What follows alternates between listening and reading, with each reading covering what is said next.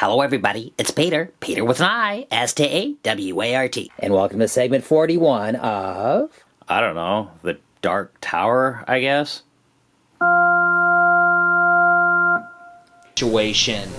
The justice system, which was blind, couldn't make a law exclusive to young, beautiful ladies. So in the end, Joe was treated rudely, and it was within the rules. Joe ignored it and made the order. Somebody stumbled in from outside, bruised and beaten, with their wallets stolen, and all their gold fillings pulled out of their head with rusty pliers. They passed out on the floor. The lawyers could probably win a few million by suing Mac Daddy Burger for negligence. They let the person get beat up by street thugs. They focused on the more important, more profitable transgression having to do with the clinic. The lawyer representing the customer who planned to sue for joint soreness went over and whispered to her client, advising her to mention to the employee behind the counter that her legs hurt.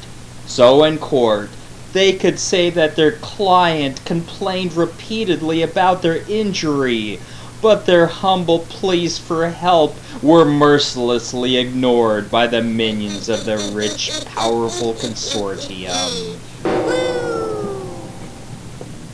"Oh, hold on, I'll get that coffee for you right away," said the freckles-faced minion behind the counter. "Careful," the minion warned her, like an officer reading a criminal their rights. "The contents may be extremely hot. Drinking coffee may cause impaired judgment skills or delayed physical reactions if taken with medications. Those with heart trouble should consult a physician before consuming. Those who are allergic to coffee shouldn't drink coffee. The cardboard holder and plastic lid are not consumable products. Enjoy." Slightly irritated that the freckle-faced girl hadn't left anything out, the old woman accepted it. "Do you have something I could stir this with?" she asked offhand. "Oh, sure," replied the minion, looking under the counter. "Here you go," said the girl, handing over one of the old stir sticks. "Thanks," replied the woman dryly as she turned to head out. "Say," said one of the lawyers, "is that a wooden stir stick?" The woman took it out and studied it. It was! Wooden stir sticks were extremely hazardous because, once broken, they had been known to pierce tongues. Ow! There had just been a massive lawsuit in the East Coast over wooden stir sticks, and the company was no longer supposed to use them.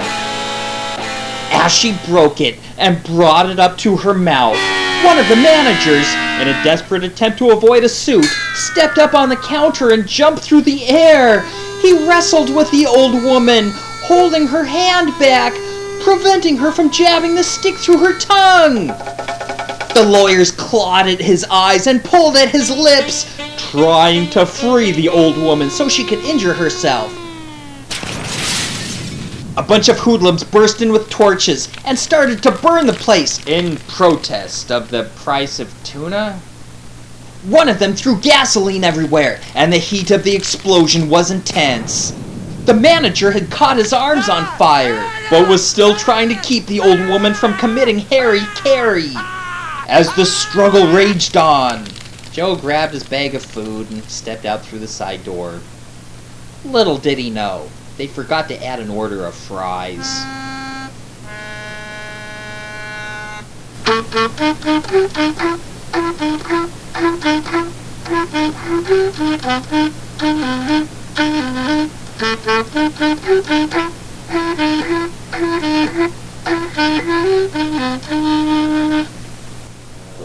Chapter 38.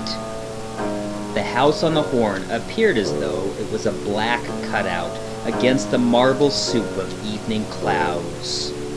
Outside, only crickets could be heard, playing the violins of the night.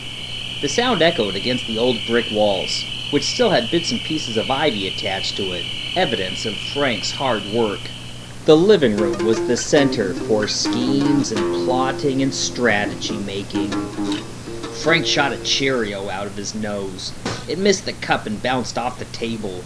He was tired after hours of making pallets, and he knew he should be reading, but the whole ordeal with Nancy's revenge was, hopefully, coming to a head, and after that he wouldn't need to go on any more late-night adventures.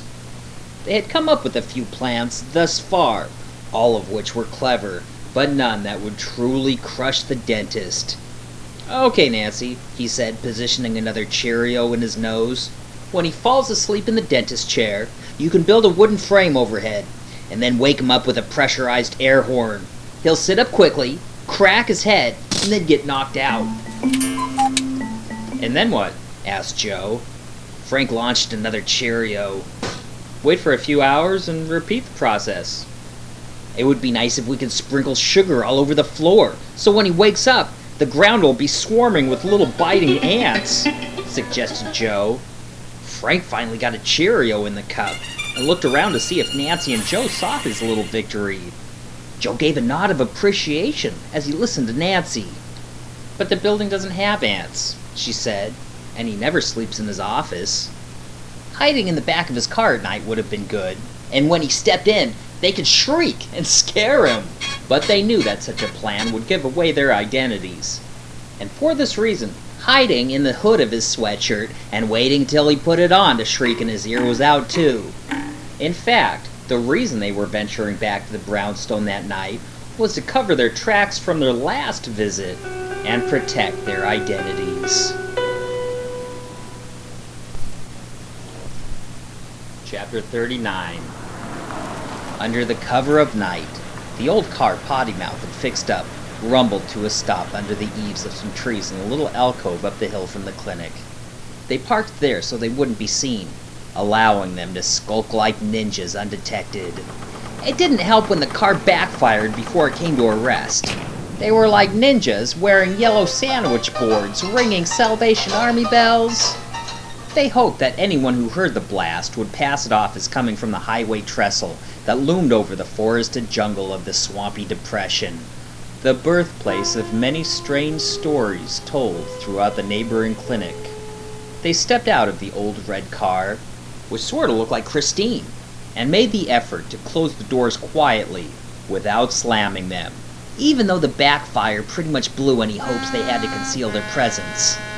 With their backpacks over their shoulders, they headed towards their destination. But instead of alongside the lit street, they went through the darkened woods. The thick maple tree trunks were carpeted with moss, which was moist and smelled of rich organic ethers.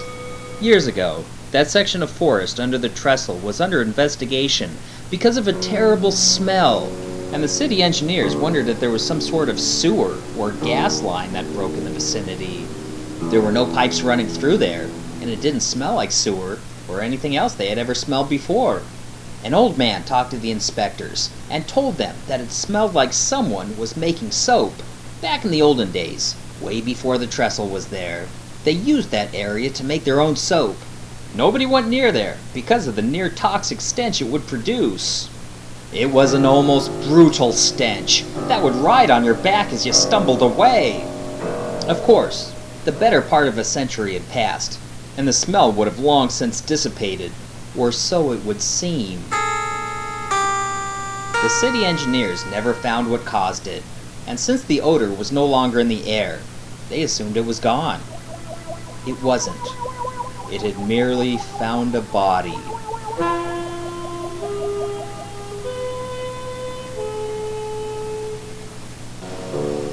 The ground they walked on had such a thick bed of leaves.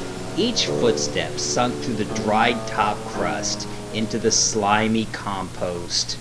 Society dictated the kids were too old to be climbing trees, but they couldn't help but picture how fun it would be to scale up a branch and hang like a monkey. Many of the maples grew over time, so their thick trunk arched from the ground into the air, creating a bridge that could be compared to a hand high above the ground. And they could sit in the palm between the fingers of the tree and swing their legs in the air and look down over anyone passing below. The kids weren't the only ones who had that idea.